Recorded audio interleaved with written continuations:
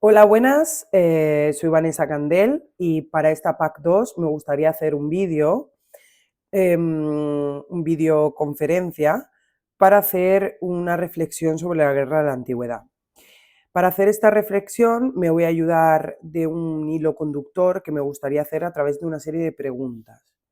A través de esas preguntas me llevará también a una reflexión sobre algunos autores, de cómo escriben estas guerras y sobre todo qué tipos de guerras han utilizado como aspecto moralizante y cómo ha sido su punto de vista.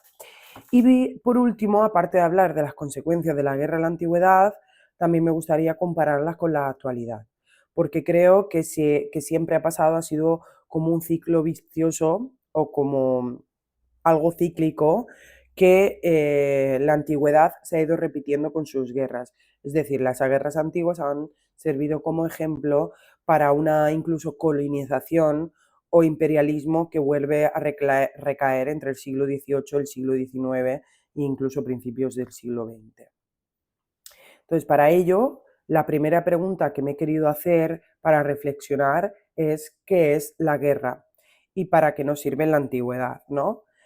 ¿Qué es la guerra? Se ha debatido mucho, por lo que he ido leyendo y estudiando un poco con varios autores, que si es un fenómeno natural o un hecho cultural. Bueno, tenemos que partir de la base que hemos naturalizado, normalizado la guerra en muchos aspectos de la historia, sobre todo incluso en verse en un aspecto positivo en la actualidad, ¿no? Como algo, incluso lo vemos en videojuegos, como si eh, el bando ganador fuese algo mejor que hay que estudiar como para hacer una especie de propaganda de algún tipo. Entonces, el fenómeno natural daría un aspecto biológico que no es parte del humano. Quizás lo que es parte del humano sí es la violencia, y la violencia lleva a conflictos que acaban en bélicos, en guerra. Entonces, la guerra es más un hecho cultural debido a que el humano no vive individualmente, porque quizás el individuo solo por sí solo no iría a la guerra, sino iría, es un factor comunitario, colectivo. Al vivir en una sociedad político-social, político-cultural, pues tenemos una creación de una identidad como cultura, ¿no? Como sociedad. Y esa identidad cultural que crea un aspecto patriótico entra en conflicto con, con los vecinos, con esas fronteras que creamos los humanos. Al entrar en conflicto siempre está el riesgo y el miedo del prójimo y sobre todo este factor que es importante, que la sociedad tiene siempre una jerarquización social por base de poder, por lo tanto estamos hablando también de un factor del fuerte contra el débil. Y así, el fuerte contra el débil quiere demostrar su supremacía y hacer este sometimiento que nos llevará al final a guerras. Y de ahí que la guerra sea un factor, esto también según mi opinión y según lo que he ido estudiando, un factor cultural. Segundo punto que me gustaría tratar es ¿para qué sirve la guerra? La guerra creo que tiene dos puntos principales, uno simbólico y uno práctico. Es decir, uno simbólico que nos ayuda a un aspecto moralizante de la sociedad y otro práctico a nivel de gestión política y económica de la sociedad. Desde un punto de vista simbólico me voy a basar principalmente en el aspecto de Roma y en época imperial principalmente, ¿no? Y es cómo se romantiza esa guerra y cómo la normalizan, como si fuese algo. Es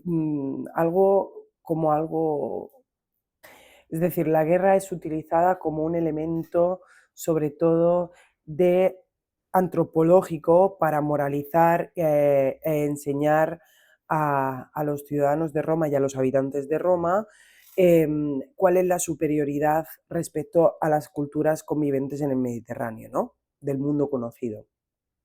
Entonces, a través de la guerra hay toda una propaganda, sea política, una propaganda política y religiosa, en el cual está justificada la guerra para poder seguir. Y esto lo vemos a través de autores, ¿no? De grandes autores que nos cuentan las grandes guerras de Roma. Entonces, me gusta mucho esta guerra púnica, porque tenemos varios autores como Polibio, Tito Livio, en el cual nos van a contar la guerra de las púnicas desde un punto de vista un poco diferente, pero siempre esta supremacía egocentrista y andrógina y androcentrista, perdón, que tenemos sobre los militares en Roma. Es decir, Roma, sobre todo en época imperial, crea una supremacía militar en la cual cree que puede someter al pueblo vecino si no llega a los acuerdos que tiene. Entonces, esto más que ser un tema de recursos, que también, sobre todo el tema de tierras, es también una cuestión de superioridad. El tema de la conquista, de aquí viene el imperialismo, ¿no? Esta conquista ofensiva que justifica a través de que los dioses apoyan al ejército romano como tal, que además, para conseguir este honor por parte sea del emperador que los militares, que este avance también de guerra. Es decir, los romanos también viven de esta justificación de que son un pueblo superior, son civilizados, son ordenados, son el pueblo conocido, lo que el sol, eh, él conoce, este Caput Mundi, ¿no? La capital del mundo, y tienen que llevar esta civilización a los pueblos bárbaros que no saben hablar porque ellos son los que tienen el don de la palabra, ¿no? Este concepto un poco helenístico. Por lo tanto, este ejemplo interesante de que el helenismo implantado en el Mediterráneo por Alejandro Magno se vuelve a recuperar y hacer esa idea en el mundo romano. Por lo tanto, las guerras púnicas, por ejemplo, es ese enfrentamiento con el que creían ellos que quizás los cartagineses eran un pueblo inferior y ellos tienen una supremacía militar. Y a través de todo este enfoque de la guerra, al final consiguen el sometimiento y tras 3 batallas, pues tras 3 guerras, obviamente, ellos son los victoriosos y conquistando todo el territorio púnico, ¿no? Y de ahí vemos pues esa alabanza de parte de Tito Livio, donde vemos ese elemento patriótico que se le va a aportar y ese elemento moralizante, ¿no? Y, y luego tenemos la parte de Polibio, que nos lo narra con un enfoque analítico de esa superioridad militar. No obstante, Polibio fuese un autor más bien de origen griego, alaba la superioridad romana. Es decir, cómo poco a poco los romanos van conquistando, pero ya los pueblos vecinos van oyendo esta superioridad militar que tienen ellos. Esto luego se remarcará, obviamente, en ese constructo histórico que se va a remarcar en la época de Augusto, con la construcción con la obra de la Eneida, donde ya Eneas pasará, obviamente, por la zona de Lisa, esta reina púnica, y que obviamente eh, habrá esa supremacía y ese éxito por parte de Eneas, porque será el próximo generador de este pueblo romano, ¿no? Por otra parte, guerras tan importantes como las guerras de las Galias, las guerras dácicas o incluso la conquista de Jerusalén por parte de Vespasiano y Tito y contado obviamente por Flavio Josefo, que es una de las fuentes principales, todo esto es interesante ver cómo cuando llegan a Roma, que el pueblo aún no tiene noción de todo lo que ha pasado, va a ser representado a través de estos eventos lúdicos que el mismo emperador va a financiar, ¿no? Y esto lo vemos reflejado en el anfiteatro, en el circo, en el teatro e incluso en el poco tiempo que duraron estas neumaquias, ¿no? Entonces vemos cómo se representa esas luchas entre bárbaros o pueblos vecinos sometidos con los romanos. Y obviamente los romanos harán siempre esta representación de superioridad respecto a los otros pueblos. Y esto principalmente se ve con los espectáculos de gladiadores. Pero es que también con los pocos espectáculos que hubieron de neumaquias, donde al final, a pesar de que el cine y todo eso lo haga como un aspecto totalmente de batalla y muerte, en realidad era más bien teatral de manera de enseñar. Entonces, a través de todos estos espectáculos se está creando también todo este simbolismo patriótico identitario, ¿no? También lo vamos a ver a través del arte. El arte obviamente edilicio y monumental. Entonces, en el aspecto monumental lo vemos como, por ejemplo, los arcos del triunfo.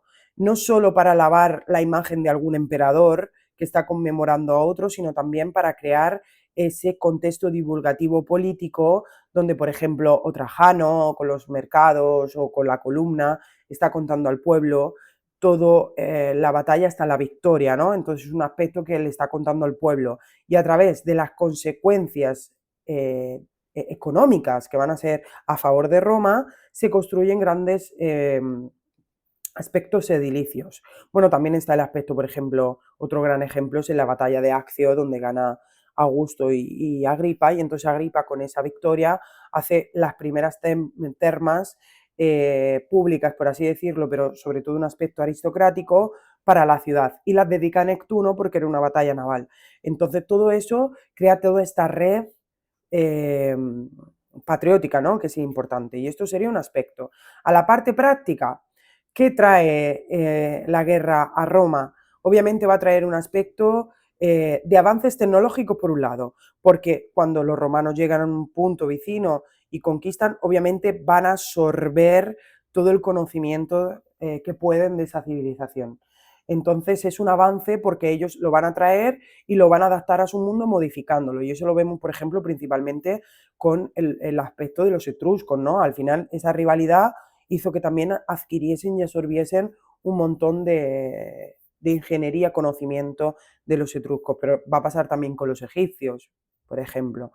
Entonces, al nivel práctico, trae avances tecnológicos, trae también una instrumentalización de la guerra, un romanticismo de ella y también trae ese sometimiento, ¿no? Pero también tierras. Esto que hablamos siempre del campesino soldado. El soldado va a la guerra, obviamente, porque se le promete algo. Si no, un soldado, un agricultor no iría a la guerra por nada. Entonces, esas nuevas tierras que se van a crear en colonias y así hay un aspecto político-militar en esa nueva zona sometida. Entonces, ese campesino que quizás tenía poco y que su dinero y su economía se basa sobre todo en la agricultura, tras prometerle que ese pueblo conquistado traerá consigo guerras y se le darán más tierras, ese soldado va a la guerra. Y entonces así se trae más economía, más triunfo, más dinero y sobre todo más ampliación de tierras, por lo tanto la base de la agricultura viene siendo siempre la pescadilla, o sea, siempre ese eje que mueve la sociedad romana. Claro, este aspecto del campesino soldado es un poco de ecuación, porque ¿cuál es la consecuencia? ¿No? Es un poco ese aspecto de si vas a la guerra te concedo esto, pero si no vas, ¿qué puede pasar? Y bueno, ahí es donde empezamos a ver también un aspecto violento, ¿no? Porque es ese sometimiento y esa normalización de la violencia. No solo desde el punto de vista jerárquico, donde el hombre con el poder puede someter, sino también un poco la ecuación de cuál va a ser la consecuencia si tú no aceptas ir a la guerra a cambio de tierras, ¿no? Y bueno, esto pasaba también un poco en Grecia con el meteco, que al final aceptaban a través de cambio de tierra, pero al final, si no ibas, se te limitaban aún más de los límites que ya tenías en sociedad. Entonces, esto lo he estado ya un poco adelantando en la pregunta anterior, pero ¿cuáles son los factores de la guerra? Los factores de la guerra al final son muchos, pero pocos a la vez, porque por un lado tenemos el miedo del enemigo y la tensión con el enemigo. Pero es que hacemos del enemigo un vecino, el vecino que tenemos miedo que pase la frontera y se crea la tensión. Esas fronteras no son naturales, esto hace también de la guerra, a la respuesta de la primera pregunta, que al no ser naturales, esta guerra es naturales y la frontera la hacemos los humanos. Y entonces empieza este factor en el cual la guerra se concibe como algo defensivo y no ofensivo. ¿Cuándo se va a convertir en algo así ofensivo? Cuando se quiere ofender o esa justificación de someter al otro sea por pensar de que la supremacía militar va a vencer al otro. Pero también está un poco este concepto interesante que lo podemos ver, por ejemplo, en la guerra de Ucrania o en la guerra de Palestina, de esa herencia de territorios que creemos que tienen que ser devueltos y por esa justificación se va a una guerra ofensiva, mientras que la guerra defensiva va a ser algo así de antes que me ataque el otro, ataco yo porque así me defiendo del otro y eso lo hemos podido ver, creo que es interesante con la guerra de judías que nos cuenta Flavio Josefo, que al final, a través del sometimiento y esa coacción que he ido contando, Flavio Josefo primero escribe, o mejor dicho, está en un bando judío, pero después de ser capturado y cambiado y aceptado y alabado un poco por el emperador, se cambia el apellido, adapta su nombre un poco a algo más latino y escribe con ese punto de vista un poquito más neutro, es decir, la alabanza militar creyendo que ellos van a traer algo así de la importancia o esa superioridad, pero justificando también a los judíos sin dejar de lado del todo al aspecto judío, convirtiéndose así en uno de las fuentes más importantes que tenemos quizás de esas guerras.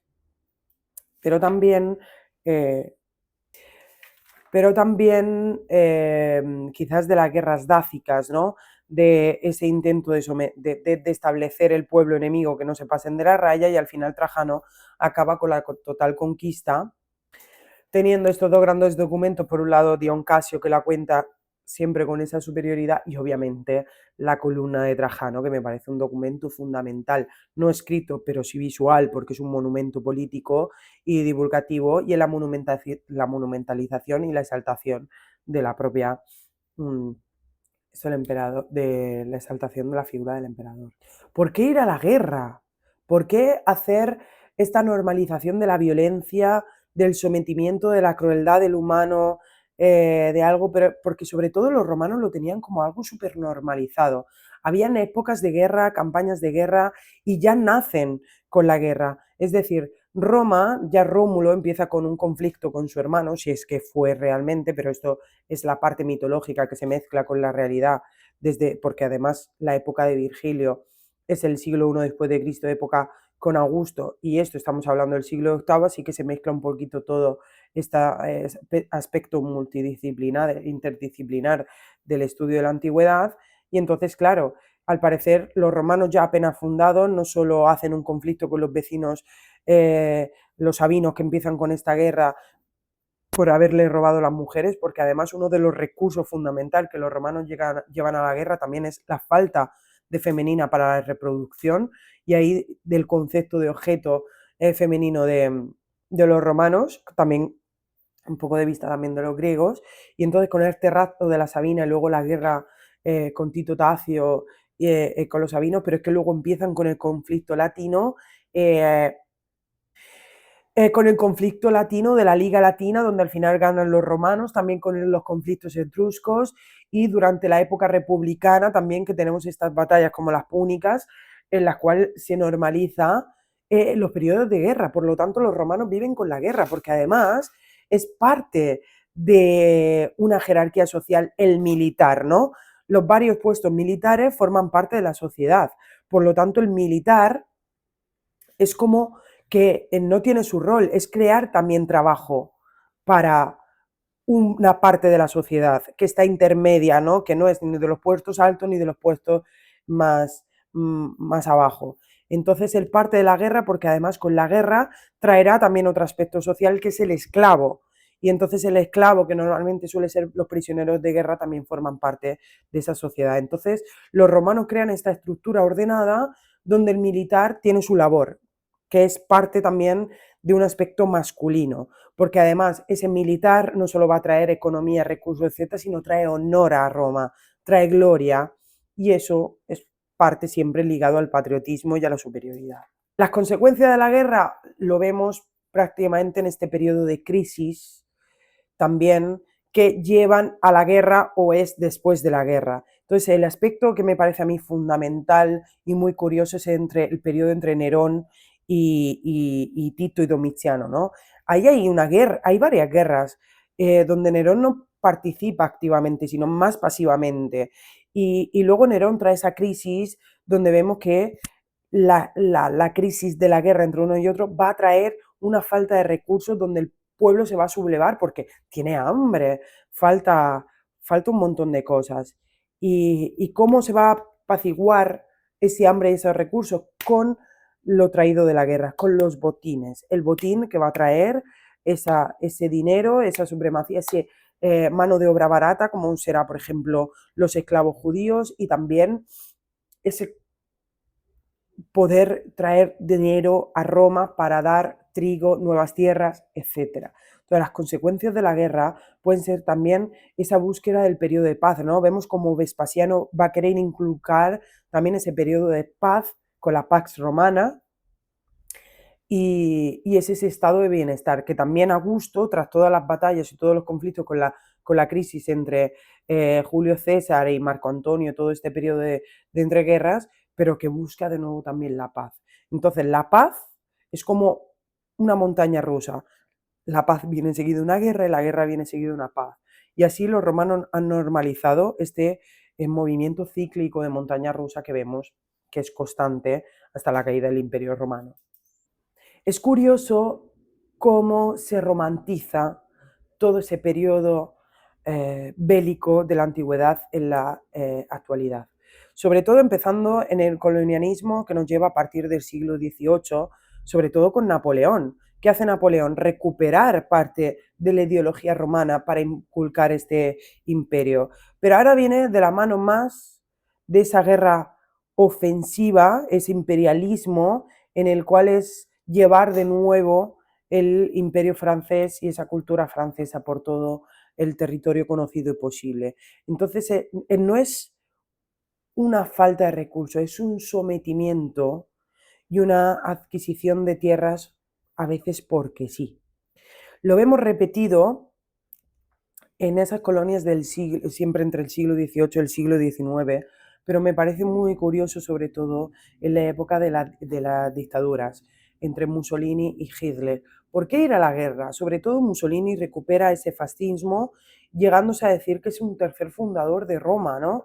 Y recuperando, haciendo grandes excavaciones, grandes monumentos que se asemejan un poco al mundo romano, y recuperar esa idea. Y entonces nosotros ahora nos cuestionamos que Mussolini fue algo negativo, ¿no?, para nuestra sociedad, porque nos trae un sometimiento del humano y quitando todas las libertades posibles porque hay un orden que seguir, un poco como hacían los romanos. Sin embargo, el mundo romano lo exalzamos, le damos esa gloria, esa, esa divulgación que romantizamos, pero a Mussolini y a Hitler le hacemos... Entonces, me parece un aspecto para reflexionar, que aunque esté todo comparado y me parezca algo muy cíclico constantemente en la historia, es para reflexionar todos esos aspectos.